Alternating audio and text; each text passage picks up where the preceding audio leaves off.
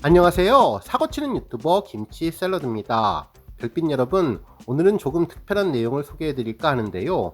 임영님의 글로벌 진출에 대한 작은 팁이 될 만한 분석 내용입니다.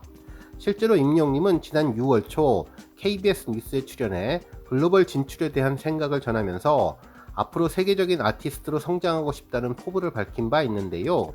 임영님이 글로벌 아티스트로 승승장구하기 위해서는 무엇을 고려해 봐야 하는지, 어떤 것을 생각해야 하는지 2023년 K-팝의 모습을 분석한 칼럼을 통해 알아보는 시간 가져보고, 그 밖에 임영님과 관련된 다양한 내용 알차게 전해드리겠습니다.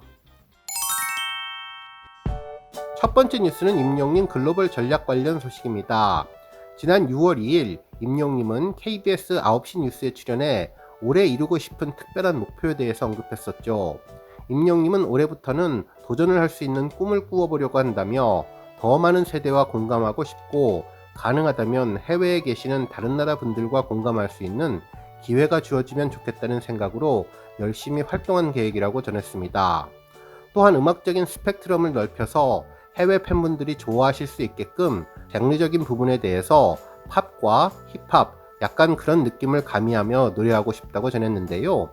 임영님의 글로벌 아티스트로의 본격적인 진출을 선언한다는 느낌을 받게 되었죠.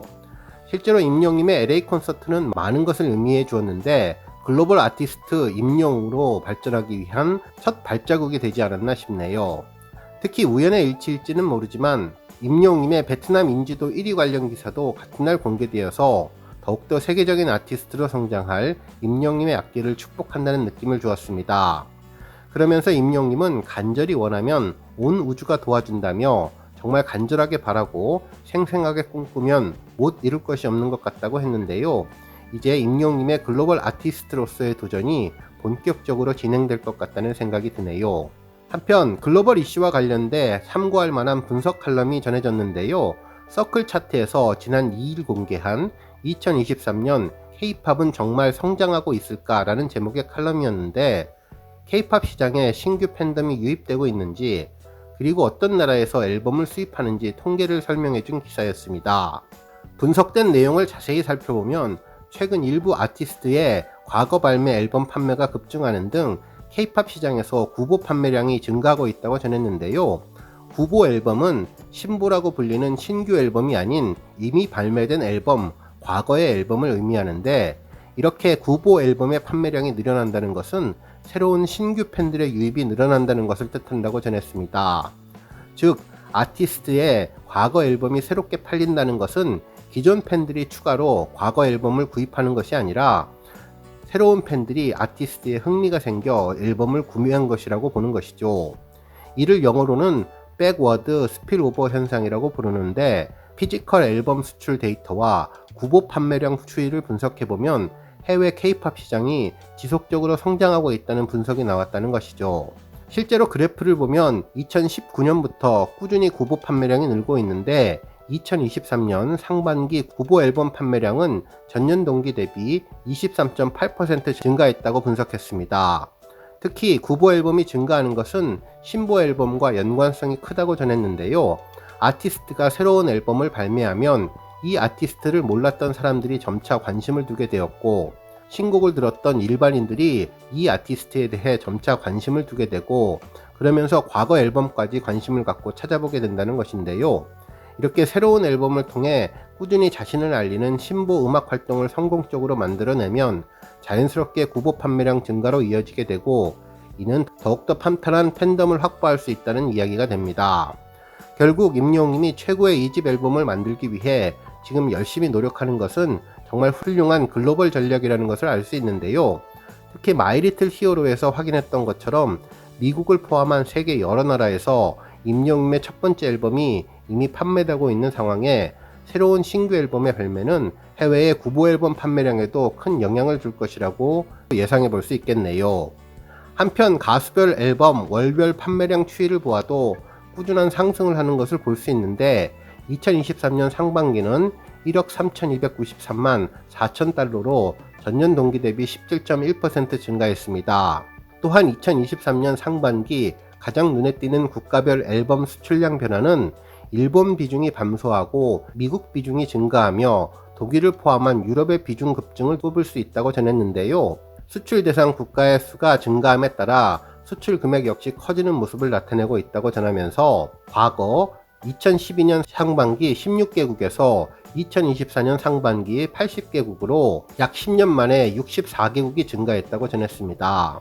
구체적으로 독일, 네덜란드, 영국은 전년 동기 대비가 증가했고 특히 독일의 경우 수출 금액이 3.8배 증가했는데 결국 유럽에서 K-팝은 지속적으로 성장하고 있다고 전했네요. 한편 아시아권은 하락하는 국가도 있고 성장하는 국가도 있는데 결국 최근 상반기 수출 대상국 탑10 중 아시아 국가에 대한 수출 금액 비중은 감소하고 있지만 유럽의 비중은 증가하는 것으로 보아 이제는 아시아를 넘어 미국과 유럽권으로 K-팝 시장을 확장해야 한다고 전해주었네요.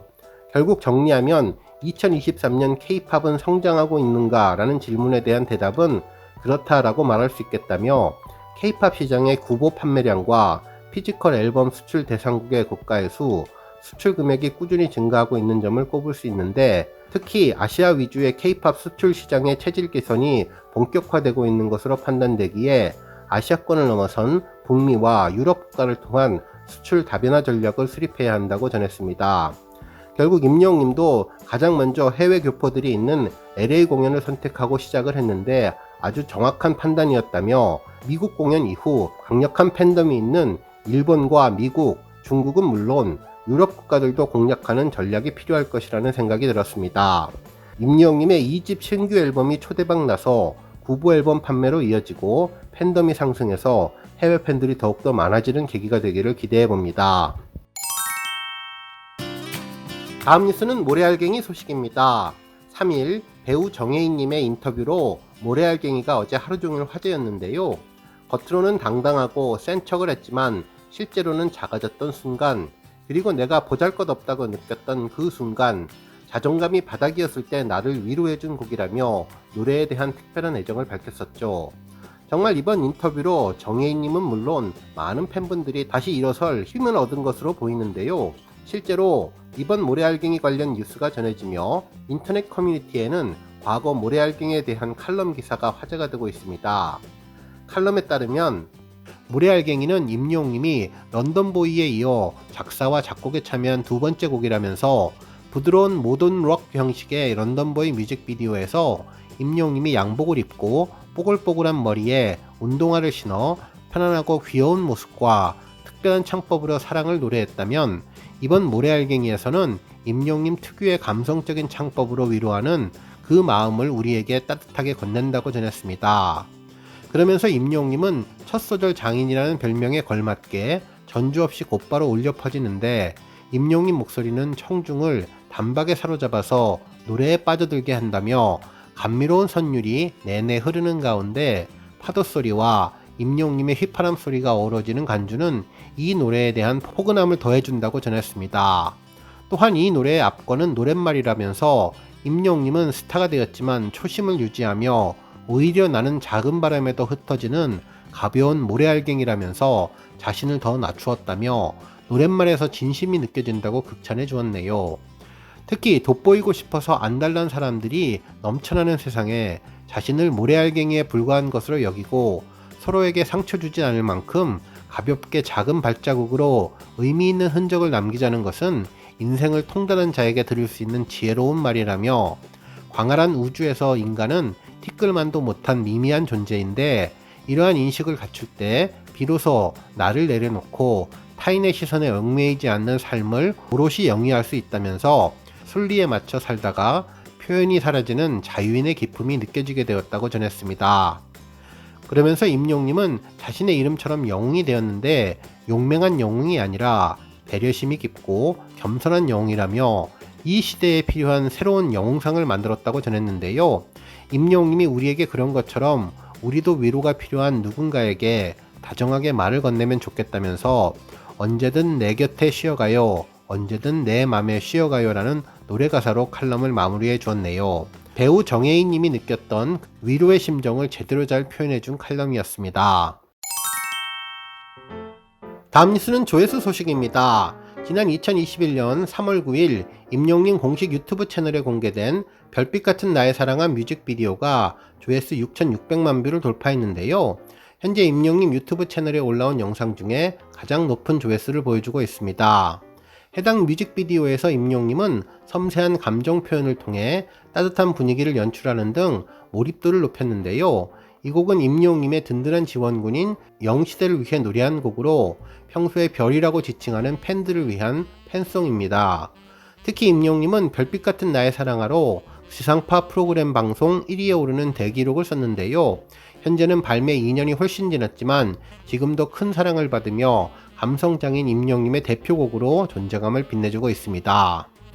또한 별빛 같은 나의 사랑하는 서른도님이 직접 작사와 작곡을 맡았는데 당시 작곡 단계부터 오직 임영웅님만을 생각하면서 만든 곡이라며 오직 임영웅님만이 이 곡을 소화할 수 있다고 설명했던 곡이 6,600만 뷰를 차지했네요. 한편 임영웅님 유튜브 채널에서 별빛 같은 나의 사랑하에 이어 두 번째로 많은 조회수를 보여주는 곡은 어느 60대 노부부 이야기로 현재 5,466만 뷰를 기록하고 있으며 다시 만날 수 있을까, 히어로, 우리들의 블루스 등이 그 뒤를 잇고 있는데요. 임영웅님 유튜브 영상 중 5천만 뷰를 넘는 곡은 모두 2곡이며 2천만을 넘는 곡은 모두 10곡, 그리고 1000만을 넘는 곡은 모두 68곡이 해당되었습니다. 다음 뉴스는 차트 소식입니다. 3일 서클 차트를 운영하는 한국음악콘텐츠협회는 7월 23일부터 29일까지 집계된 제30주차 서클 차트에서 임영웅님이 다운로드 1위를 차지했다고 전했는데요. 임영웅님은 두 번째 저작곡 모래알갱이로 다운로드 차트 1위를 굳건하게 지켜가고 있습니다. 한편 뉴진스는 5관왕을 차지했고 트레저는 앨범 차트 1위를 차지했다고 발표했네요. 오늘 뉴스 여기까지고요. 영상 보고 내용에 공감하셨다면 잊지 말고 좋아요와 알람 버튼 꾹 눌러주시고요. 아직 구독하지 않으신 분들은 구독 버튼도 꾹 눌러서 응원해주세요. 매일매일 임영웅님의 즐거운 소식 만나실 수 있습니다. 추천 영상도 많이 봐주세요. 감사합니다.